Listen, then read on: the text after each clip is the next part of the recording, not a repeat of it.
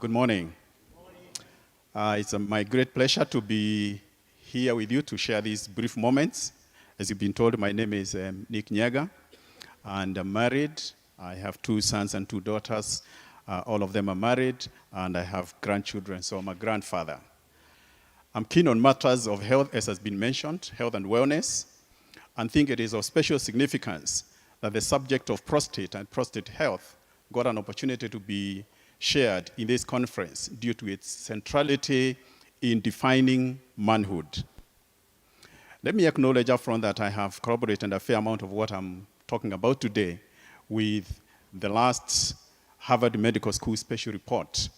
I believe that you all know that men have a prostate, and that prostate gland is part of the male reproductive system. The prostate sits under the bladder, that's important, surrounding the urethra, which is the tube that carries urine and semen out of the body. And the prostate's main job is to help fluid for semen, to help protect and energize the sperm. And semen protects the sperm so it can fertilize the egg and form a new life. The most common prostate health problems are 3. It's what we call the inflammation or prostatitis. The non-cancerous prostate enlargement is the second one, or what we call BPH, benign prostatic hyperplasia, and finally is prostate cancer. What is prostatitis? Prostatitis affects most men at some point in their life, most men, and affects men of all ages, unlike the other 2, the BPH and the prostate cancer, which affect the older men. It is characterized by urinary problems as burning or painful urination, the urgency to run to the washroom, and trouble voiding or stopping urine running out, difficult or painful ejaculation, and pain in the perineum, which is the lower part of the body or the lower back. Prostatitis is not contagious and cannot be sexually transmitted. So even if you have it, it's not transferable. It's a non-communicable disease. Whether long-standing inflammation deriving from prostatitis contributes to later development of prostate cancer remains uncertain at this stage.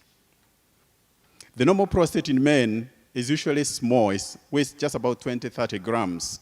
But around the age of 50, and sometimes earlier, 45, 40 these days, the prostate begins to grow and doubles in weight and size and triples to about 100 grams. And even cases have been recorded where it weighs half a kilo. This natural enlargement is called benign prostatic hyperplasia, and it's just a factor of age. And it is said that if every man lived long enough, he would have this BPH. It is called benign because it is not cancerous. And of course, hyperplasia is a medical term for an increase in the number of cells in a tissue or an organ. Between 50 and 60% of men with BPH never develop symptoms, the ones that I've talked about, while others find that BPH can make life miserable, causing lower urinary tract symptoms, what are called LUTS, and indeed it is these LUTS that make BPH a medical problem. If they are not there, then BPH on its own is fairly harmless, unless you have those conditions. Apart from age, risk factors for BPH include abdominal obesity, that is obesity on the waist, hypertension, prostatitis, and the lack of physical activity. What do you get from this? Research shows that even light exercise cuts the risk of developing BPH by a third, at least a third. Just mild exercise, even just walking. And several studies have also found correlation between eating of red meat, refined grains, and sugar, and prostate enlargement. So the more you consume red meats and these things, the greater you are at risk of BPH. As the prostate enlarges, it starts to press against the urethra, because it wraps around the urethra like a foot stepping on a garden hose. This pressure eventually obstructs the flow of urine, forcing the bladder to squeeze harder to push urine through the urethra. But straining to urinate only makes matters worse, though it is unavoidable. Like any muscle, the bladder wall becomes thicker with work, and that thickness reduces the amount of urine the bladder can hold and causes it to contract, even when it contains only small amounts of urine, causing more frequent visits to the washroom. Eventually, the bladder can become so bulked up that it loses its elasticity and can no longer empty itself. The resultant narrowing of the urethra and difficulty in emptying the bladder can cause many of the problems associated with BPH. You may feel as though you have to urinate immediately, yet when you go to the washroom, you are struggling to get it out. You may dribble after urinating, which is very embarrassing. When you dribble, you are finished, but as you walk out, you feel the urine running down your legs. At night, the continual need to go to the bathroom can make it impossible to sleep well, causing all sorts of negative health consequences when you don't have enough sleep, including stress. Some men also experience urinary incontinence, the involuntary discharge of urine, which unfortunately for men, when men see another man with that, they ridicule and make fun of them instead of sympathizing and seeking to help. Most physicians advise against medical or surgical treatment for men with mild symptoms because the side effects of the treatment outweigh the potential benefits, and that is a paradox of BPH. But if the symptoms worsen, ordinary activities may become a challenge. Aisle seats become a necessity, so there's a quick escape to the bathroom. If an enlarged prostate keeps the bladder from emptying completely, one may be vulnerable to frequent urinary tract infections, and therefore it becomes very expensive. The risk of developing bladder stones increases, and bladder stones are extremely painful. And that is because urine being urea, if it stays there, then it crystallizes, and that becomes a big medical issue. A growing prostate can rupture blood vessels in the urethra, causing blood to appear in the urine. And if obstructive BPH goes untreated for too long, the bladder may stretch out, causing the muscular part of the wall to weaken to the point that urine cannot adequately empty from the kidneys. And in the worst cases, this can lead to kidney failure.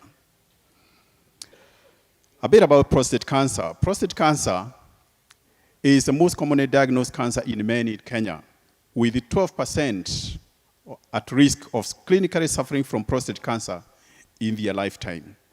The good news is that when the disease is discovered early, it is curable, unlike most other cancers. So what causes prostate cancer? No one knows precisely. But it is not a total mystery either. Genetic defects now have been known to play a role in the development of any cancer, as do environmental carcinogens that cause DNA damage. When those genes are defective, DNA damage can accumulate inside cells that in turn grow abnormally and form tumors, and that science is now well understood about DNA damage. The risk factors, not the causes, but the risk factors are quite a number, but the studies have shown age is definitely one, and prostate cancer mainly affects men from the ages of 55 and below 70. If you have not developed prostate cancer by the age of 70, it's unlikely that you get it in your twilight years. Family history. If you have got a male relative who has suffered from prostate, then the race. Incidentally, it's more prevalent with people of African descent than any other race. Diet contributes. Red meat, as we have said, high-fat dairy products tend to contribute. Obesity, as we've mentioned. Smoking, the correlation is weak, but it is contributing. And then the last one is ejaculation frequency. Let me not say much about that, but it's been in a recent study in 2015, the Harvard researchers found that correlation. Can prostate cancer be prevented? The truth is that prostate cancer remains one of the major causes of death. Prostate cancer, like all cancers, is very devastating financially to the family and immediate community. There are reports that over 15 billion shillings are being spent every year to send Kenyans abroad for treatment. 37% of them for cancer, 21% for kidney or renal failures, and 19% for cardio or heart. All those conditions are related.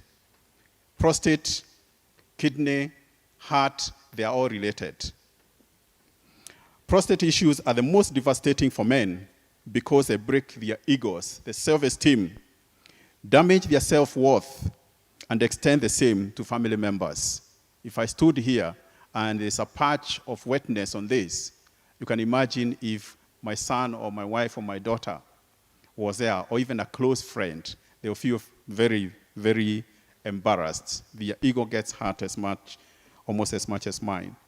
Now, Pruna africana, an endangered sub-Saharan Africa plant that has been used for generations in African traditional medicine to treat prostate cancer and its related conditions including prostatitis, BPH, high blood pressure, arthritis, and bladder and kidney stones. Recent reviews examine the potential roles of the phytochemicals from the Pruna africana in the chemoprevention and chemotherapy of prostate cancer, been studied even here by our own researchers at KEMRI. Studies have provided strong pharmacological evidence for anti-prostate cancer activities of Pruna africana-derived phytochemicals. Through synergistic interactions between different effective phytochemicals, Pruna africana extracts have been shown to exhibit very strong anti-androgenic and anti-angiogenic, dealing with the issues of the kidneys and the hormones and issues of the heart. Anti-angiogenic is to do with the heart and the blood circulatory, and that's how high blood pressure comes in.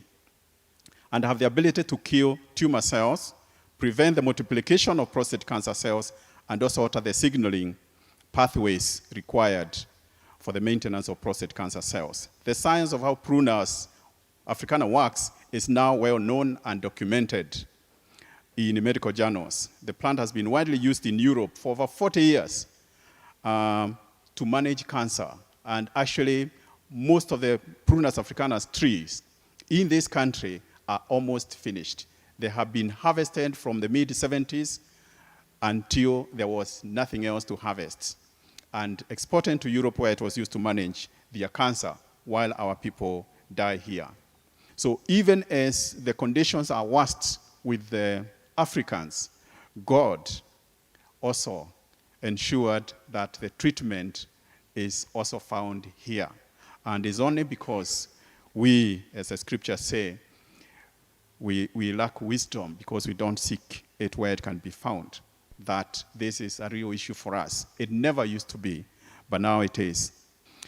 I've been involved in processing of Pruna africana since 2006, when we learned about all what was happening in Europe. We have now decided to launch the product, Pruna, calling it Pruna, in a man-friendly, ready-to-drink form, which is what we are presenting to you today. Its processing and dosage are the result of extensive research and clinical studies. We'd also like to keep men informed by having a forum through which we share new developments on prostate health, as well as other information relevant to men's health and wellness. We have set up a website, www.pruna.co.ke, and you can reach me on the addresses that are given. Thank you very much for giving me those minutes to share this message with you. Asanteni sana. God bless you.